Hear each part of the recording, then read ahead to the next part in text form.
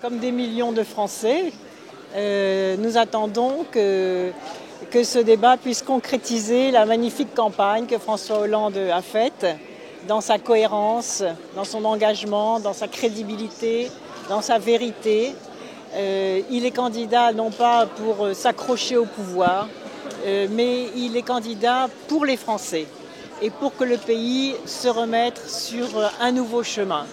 Et les millions de gens qui attendent que ça change, ceux qui désespèrent, ceux qui ont envie de s'épanouir, de faire en sorte que tout leur talent puisse servir au redressement de la France, eh bien ceux-là vont, j'en suis sûre, choisir le changement.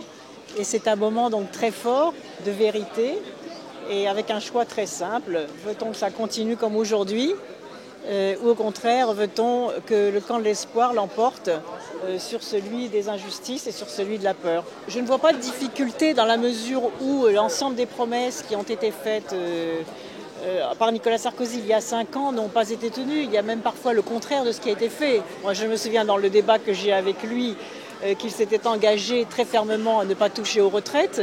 Il avait dit par exemple que les retraites étaient financées jusqu'à l'an 2020. On a vu ce qu'il en était. Il avait dit Madame Royal, il faut être audacieux, nous allons faire de la France un pays propriétaire. Alors jamais le logement n'a été aussi cher qu'en France aujourd'hui.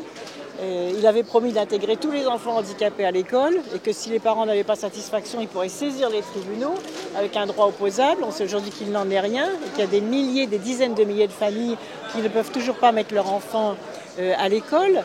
Voilà, donc il avait promis de ramener le taux de chômage à 5%, et il avait dit qu'il serait jugé là-dessus.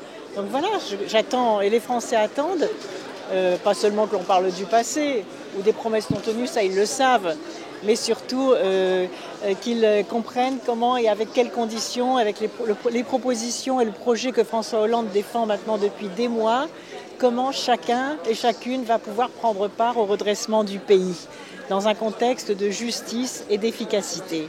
Et c'est cela aujourd'hui, c'est dimanche, c'est non seulement le choix du changement, mais c'est aussi le choix d'une espérance et le choix d'un monde meilleur.